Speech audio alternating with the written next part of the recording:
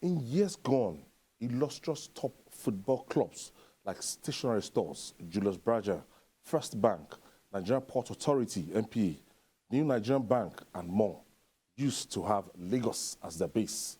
The only club flying the flag of top-flight football for Lagos, Mountain of Fire and Miracles MFM Football Club, is also going into obscurity. The league management company, LMC, has confirmed MFM FC as the first team to be relegated from the 2021-2022 Nigerian Professional Football League NPFL season. The team has remained at the bottom of the NPFL log for most parts of the season, and a home defeat to Niger Tornadoes at the Agege Stadium in Lagos last week confirmed its relegation, with 2 matches to go.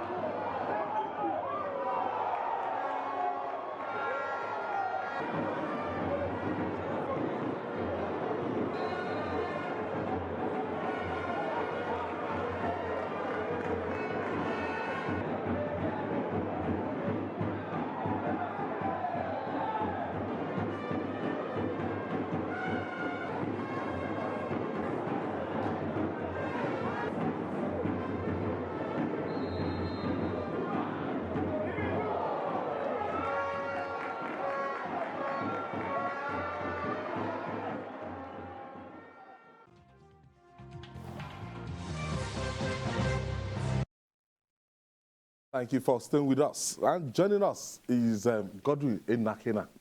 He's the Director of Sports for Mountain of Fire Ministry. Yeah, you're very right. Yes, okay. You're welcome. Yeah, let me say thank you. At least if one of the very few that can pronounce my surname correctly. Oh, of course, I listen to that every day. On Top FM, I don't miss you every day. By 11 a.m. Yeah. I don't miss you. Godwin Enakena is somebody. This is the first time I'm meeting you. I've not seen you. Really? I've not seen you.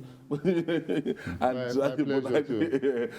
listen to your program. Now, because of your involvement in MFM FC, you started following MFM and started going to Agege Stadium to watch MFM. And there's this sentimental attachment that, MFM is our own in Lagos here. And from 2016, how did you get here? Well, let me start by saying thank you very much. And for MFM is our own. You should know, for Lagosians, after over 2 decades, we didn't have top-flight football in Lagos. And when God used some of us to take the team to that height, the first church in the history of Nigerian football to play at that level, we knew it was going to be very difficult. I mean, some of the shenanigans we have in Nigerian football. I was talking to Honorable Kunle Sholare a few months ago, and he said, Remo Stars will come, they will go. Remo Stars will go and go, and this time where they are, that even if they finish 16th or 15th on the table, they will go to the church to have a Thanksgiving. But for him to be number 3 on the table right now means that it could be on the continent. A feat that had been achieved years ago, 2017 precisely. Remember, MFM played in the CAF Champions League by finishing second. Actually dropped to second on the last day of the league, as it were. So many things came together. But I wouldn't want to talk about those things. I would rather want to talk about if the journey through life is too smooth, there's something is not just right. Sometimes you come down and you go up. We're not going into oblivion, certainly not. We only dropped to the 2nd division. There's a 3rd division, there's a 4th division, there's a 5th division. Really? Yeah. In the Nigerian League. There's the NNL, there's NLO1, NLO2, NLO3. So then you have the Premier League. So that is it. We passed the 3-2-1 NNL, Premier League, CAF Champions League, CAF Competition Cup. MFM has achieved so much. I mean, for some persons, they will not understand. In 2014, MFM became the first church in the universe to win the Church World Cup. It happened in India, in Goa, India, the Church World Cup. So, I mean, in Lagos, we won everything that you can think about. Now, this is where we are. The reality is here. But what I want to assure Nigerians, because MFM has gone beyond being a Lagos team to being a Nigerian project, a church project, because we now carry the flag of the church. And it is that we will not spend too long a time in the lower division. We'll be back in the Premier League this time next season, and I can place a bet on that. Yes, and that's what we want to see.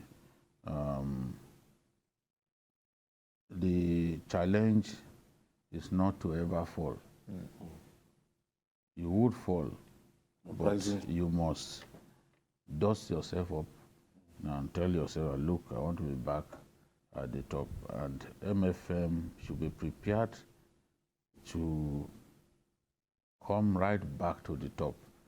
That is the only way that the memories of the club that our people still cherish can keep flooding back again. There are people who identified with the club because of his numerous achievements within a short time. He didn't talk about a goal that was adjudged the best in the world that an MFM player scored. I remember, yes, it was on CNN. Sekiro Latuboso. Best goal in the world. Yeah. 2018 at the Agege Stadium against Enugu Rangers. MFM won that game 2-1. For 1 week, CNN took that goal as the best in the world. Best goal. Best goal in the world. In our own league here. In Agege right here. The luck we had was on that day, that game was live on TV. If it wasn't live on TV, we wouldn't have seen that goal. Thank God. I mean, when I say goal, because the pay TV station, of course, will go and cover with a minimum of 8 cameras. If we have done our normal camera, the Nigerian way, 1 camera, you will only see 1 angle. But because that pay TV covered that particular game live, you could see that goal from different angles, the beauty of the goal. I mean, I want to ask, I mean, the question is, who has not fallen before? Yes, that's what I'm saying. That look, Shooting Stars just came back. Shooting Stars. They were there for how many years? Yes, for many years. For many years. For many years. You know, a lot of them, my like, friend is it Kwara United? Kwara have been down, and they came up. A lot of them. Even at a point, stationary stores was in the doldrums for years, and then they came back. They won the Nigerian League, won the Challenge Cup, you know. So clubs, remember Bendel Insurance? Bendel is still at the top. They just gained promotion again. Yes. After how many years? To LMC? Yes, to the NPFL. The first team to qualify for the Premier League right now from the NNL, which is, NNL has got 4 matches to go.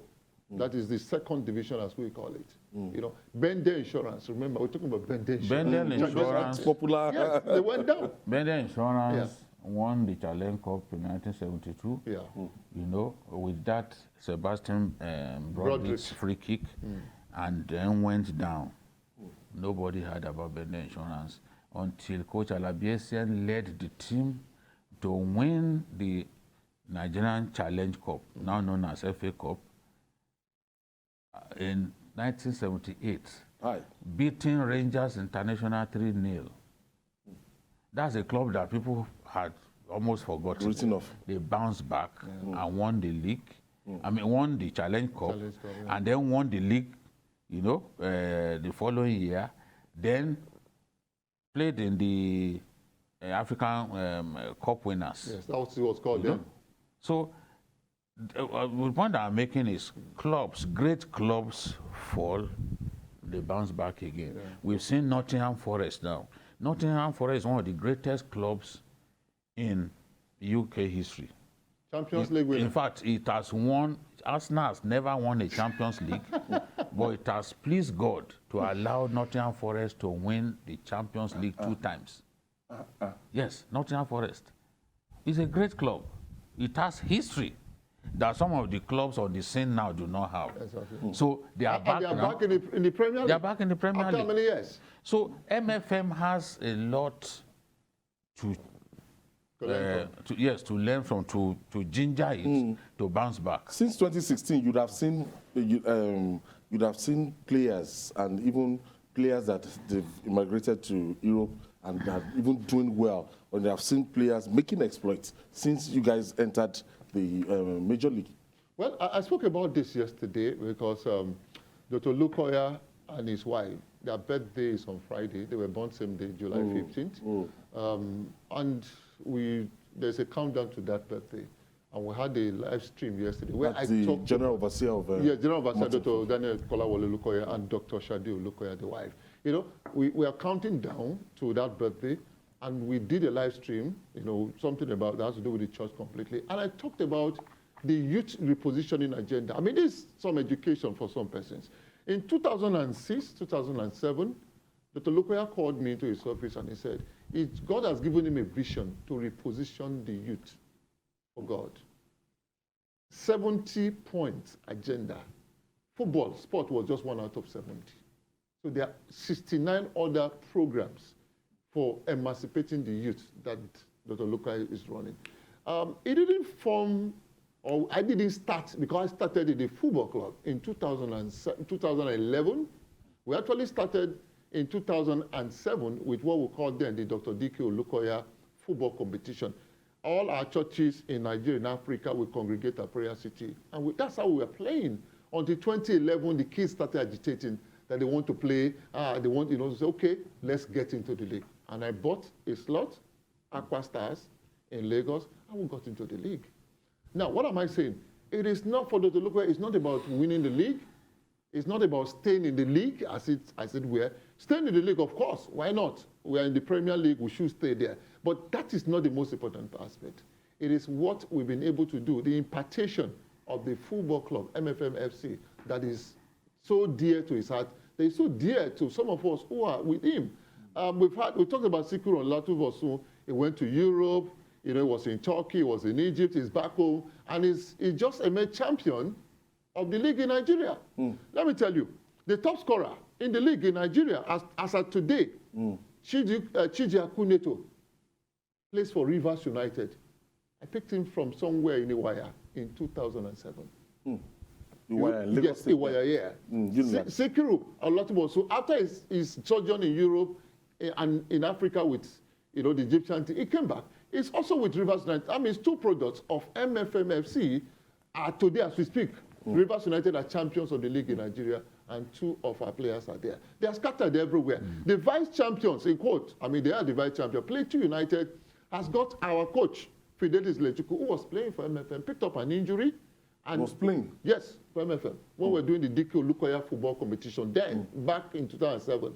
And the GO, Dr. Lukoya, sent him to the NIS, where they train coaches. He came out of that and is the longest serving coach we can think of with one team right there. He's the coach of Plateau United, and they came second in the league. We also have Austin Okpara, captain of MFM FC, who left just 2 years ago. He's with Plateau United, vice champions of the league in Nigeria. We have them all over the world. We have Stephen Ode. Stephen Ode is you know, scoring goals aplenty everywhere it turns, everywhere it goes in Europe. So the players are so many that you can talk about. So it's not really about, oh, they won the league, they didn't win. We win. Why don't we want to win the league? But again, we have gone down, like Otito just said, there's no shame in going down. It is how quickly you come back. That's important. We'll bounce back again, but the impartation has been wonderful. You know, my concern and why I want to see MFM come back quickly is the fact that Lagos is missing a good piece of the action. Yes. That's a fact. We don't have any... Lagos will miss a good piece of the action once we get to next season and MFM is not on the cards. There was a time when we had tough clubs, the toughest derbies in Nigerian league were played here in Lagos. At the Agege Stadium? Yes, when we had NEPA and Stores, ACB, Julius Baja, these teams at the same time playing in the same league. Now we have a situation in which all that is gone. That MFM came and wiped away that year. Now we are back there. You understand what I'm saying? And even you know, I want to see even more than one club. Yes. Coming out of there Yes. and playing together, you know? But I know I must speak for the FA in Lagos, and I do know that they are doing something in that direction. We missed it again this year. You know, we had 4 teams in the NNL. We had several meetings with the Lagos State Football Association where they encouraged the teams, where they even went out of their way to organize pre-season competitions, just to put the teams in that position for one. It was Operation 2 teams from Lagos. We had Van der Rijzer, Sporting Lagos, Otasolo, and Ikorodu City. These 4 teams in the NLF. We actually thought, we worked towards it. Unfortunately, it didn't just work. Like they say, we'll go again next year. I wanted to ask you the challenges of our league, because a lot of people will tell you that, look, anytime I listen to your program and I get to hear of what you guys faced, or what you particularly faced when you were handling MFM. Now, and we know the way it obtains outside the country and everything. What are those things you don't want to see again in our leagues? You see, unfortunately, our football, our sport is tied to government's apron. Until we detach ourselves, it never will work. As we speak, yesterday I was listening to the Minister of Sport, my friend Sunday Dari, and he said some things that were very germane. But some persons, you know, we don't take him seriously. But he was saying the truth. That as far as the laws are there, every federation is an appendage, in quote, of the Ministry of Sport. The Ministry of Sport superintends sport in Nigeria. The NFF, up to this minute, still collects money from the federal government of Nigeria. You are tied to the apron. The NFF, for you to become NFF president, the government has to sanction it. For you to be the chairman of the League Management Committee, the LMC, the government has to sanction it. So many things happen. I always say to my friends, I say, okay, take a good look at your country, Nigeria, and please tell me what is working. What are you proud of as a Nigerian? Why do you think that football will be different? Why do you think that sport will be different? Do you have good roads? Have you got water? Do you have light in your house? Do you have security? It's rampant corruption. I mean, are you almost, show me one Nigerian that will go to the police and say, my son is an armed robber. Show me one Nigerian that will go, how many have you heard, there are 419s everywhere. How many of us have gone and said, okay, the house I stay, there are some Yahoo boys there. Come and see them. And you think we can fix, I say this and I repeat, I've said it over time. If you don't fix this country, forget about sports. A government wants of society. A government wants to describe sport as Ministry of Play. The Ministry of Sport, the strongest tool that you can use. Dr. Luka will say, with the word of God in this hand, with a football here, the case will come. The government says the Ministry of Sport, the most powerful in any nation. That's why you see when they say Minister of Sport, Minister of Information, Minister of Petroleum, these 3, information, petroleum, and sport, they are the best known ministers. Now in Nigeria, said one of the sports ministry is Ministry of Play. Then we are playing. That's why they never give the ministry the best. They just look for. They usually look for people without So this year background now, knowledge of sports. we're not going for the World Cup. No, we're not supposed to go to the World Cup. Did we plan to go to the World Cup? You know, there's too much apple stands. It just drops on your laps and you celebrate it. You know, we celebrate mediocrity in this nation where a man who said, vote for me, I will build roads for you. He delivers on that promise. He goes there and puts a signpost and he says, taxpayers' money at work. You see your manifesto. That was what they promised. You know, my biggest concern is even that our people are becoming more and more disconnected from even watching the league matches here. They are not interested. They would rather spend that time gambling, playing Bet Niger and the rest of them. In Ghana, you still see huge followership crowds at their matches. And I'm surprised. Why, as much as we like to diminish the Ghanaians and all that, go and watch their big teams when they are playing. The traditional teams. There's up to 40,000 people watching.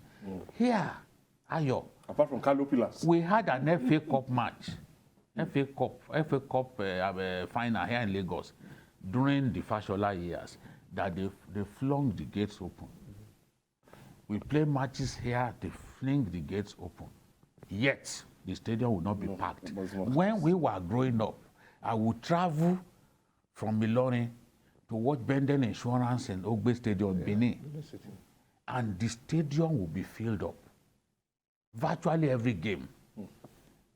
Whether it is Flash Flamingos playing or Bender United, where you had Yamaha, the Joseph Egariba, the penalty specialist, the stadium will be full because there were individuals. Yes, or NMB, the Lawrence Orairo and the rest of them.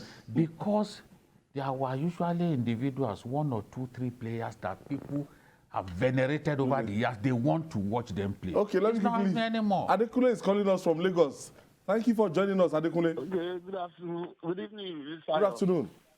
Yes, okay. Go ahead, please. Okay, afternoon, Mr. Agege and please, my own contribution concerning, we appreciate the effort of MFM, and what I'm trying to say is that it's really not better if, with the situation of the country now, if the church can drop the vision and make diversity to maybe farming, so that we produce and employ youth, and because I know it's very, very tough to raise steel and successfully, especially in this Nigeria. Thank you, Adekunle. Thank you for your contribution. To buttress what Jide you just said again, when I was growing up, my father used to take me to that Onikon Stadium. That's when I got to know of the Abiola babes, goalkeeper Edward Ansah, goalkeeper Raymond King, you know. In those days, it was sport culture on a Sunday night like this. Let me say something. You know, sometimes these comparisons or analysis that would turn paralysis if we don't handle them, seriously. In those days that we're talking about, when you have to, for instance, Bender Insurance are playing in Benin City at the Agege Stadium, and you don't get there for like 12-1 for a 4 p.m. game, you can't get into the stadium. Then we didn't have any option. A lot of us did not have access to watching European football. So you were limited by the choice that you had to watch the Nigerian game. Then while we were sleeping, the whites were involving.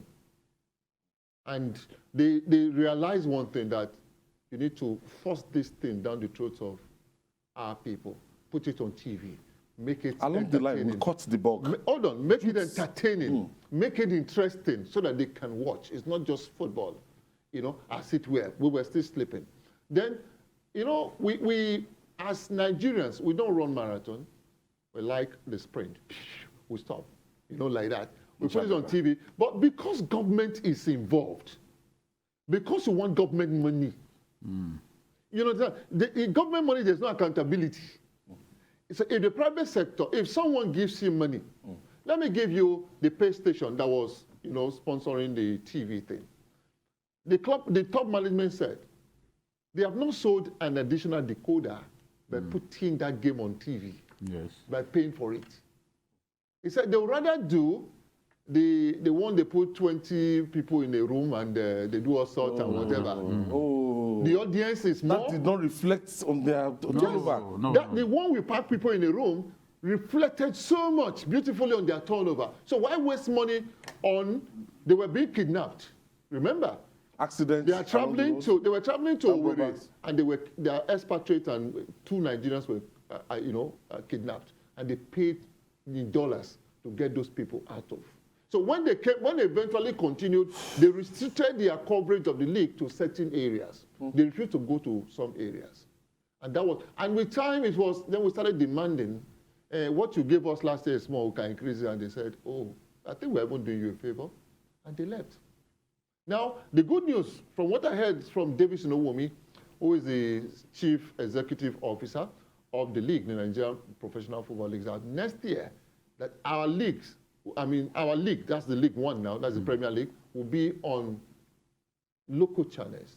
Maybe, let me use the word terrestrial TV, now. So I can't wait for, we have turned to, the anointing of Thomas is on all of us. We have to see before we believe. So let's wait till next year and see what will happen at the end of the day. So when you saw Sikro Latu Bosu and Co, like we're saying, our games were on TV, but now...